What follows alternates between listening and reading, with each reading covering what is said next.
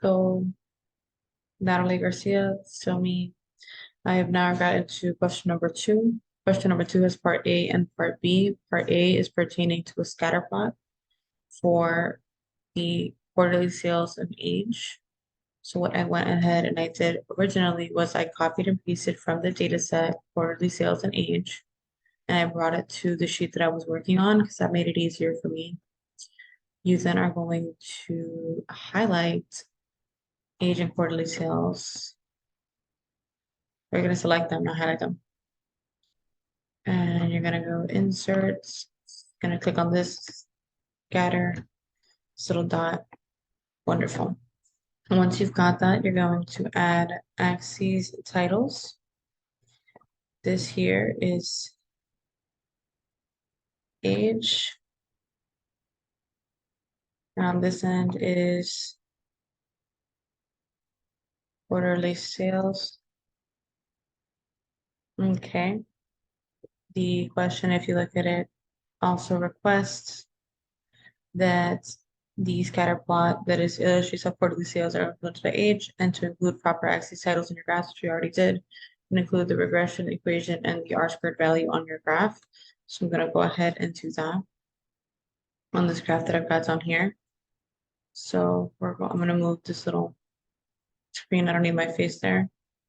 I'm going to, let's see, I'm going to go here to elements, go to trend line, go to linear and more options.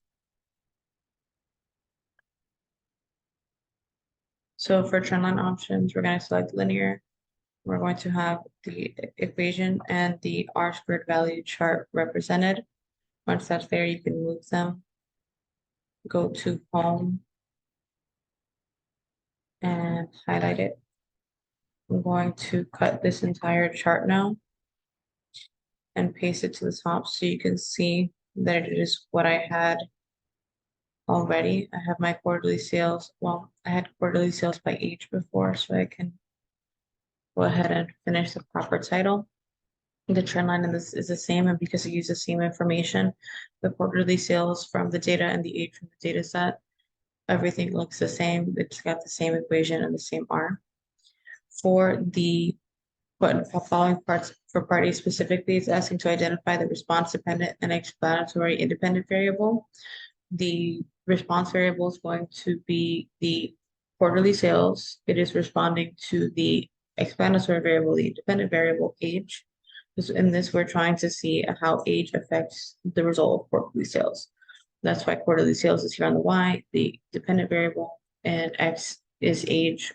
The X-axis represents age on the scatter plot that's there. So I'm actually gonna just delete this because I don't need it right now. I don't need a second one. So part of the interpretation of the slope and the regression line, that's this line right here, y equals 183.23x plus 2729.1. Y represents quarterly sales because that is the response variable. 183.23 is how much y increases with every additional increase in age. So, or in x, in this case, x is age because that is the independent variable. So every time age increases by 1, y increases by 183.23. And then 0.2729.1 is the intercept. So that is the baseline. So when x is 0, quarterly sales is still 2,729 with 10 cents. So the interpretation of the slope line is for every increased unit in age, because it's the options are quarterly sale and age, but the descriptor is age. Quarterly sales, the response variable increases because the slope is positive. So the number next to x is positive. It's increasing by that value, 183.23. So that's that part. The next part is to create a simple linear regression model to predict quarterly sales based on age. Include the regression output in the sheet. So output range to cell B45. I said in the first video, I don't know if this is the person watching everything. I couldn't figure out how to set up the videos. So I've already done it. And now I'm just going back and showing you how I got to my answers. Because I couldn't figure out how to get the videos correct before. So to enter the regression equation, originally what I had was just quarterly sales equals age plus blank. I got the values once I was able to compute the regression model. I'm going to go through that process with you to compute the regression output. Please remember, I've already got my age of quarterly sales here for reference to do my regression model. So to get to the regression model, we're going to go to data, data analysis, regression. I'm going to clear whatever's there because there's just a lot going on right now. So then we're going to go right back to the input range Y on question 2. Input Y range, Y is the dependent variable, is going to be quarterly sales. X is age. That's my dog again, sorry.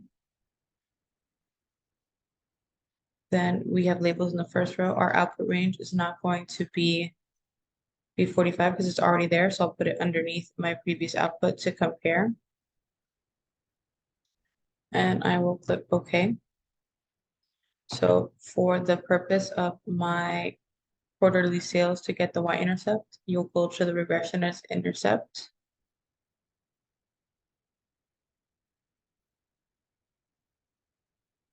Which is going to be for age. Sorry, so the intercept is the 2729 with 10 cents. That is what we have at the end of our regression equation. That's what the base is, even if age is 0. And then the coefficient that goes tied to age is going to be listed here is 183.22. So 0.23 because it rounds up since it's about cash. So it's going to be here in the model as well, 183.23.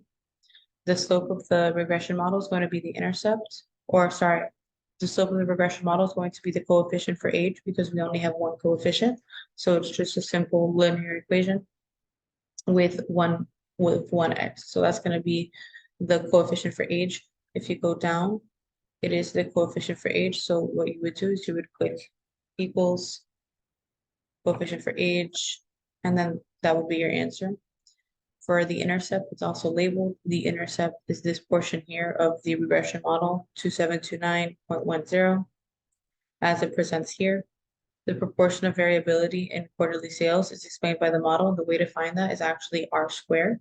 R squared represents the proportion of variability that is explained by the variables when talking about the dependent variable. So how much of what proportion of change is explained by the variable.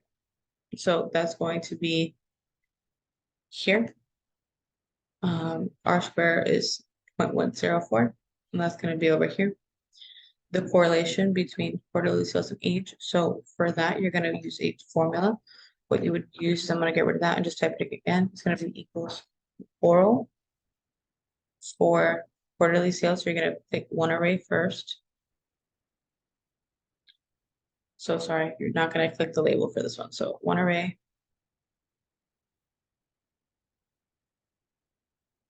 comma, the other array, and you will get the result populated.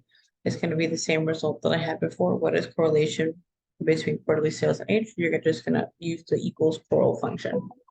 For predicted quarterly sales for a customer that has age 47, what you'll do is inside of the equation, you're going to follow the regression equation that you've already written at the top, or that I already wrote at the top.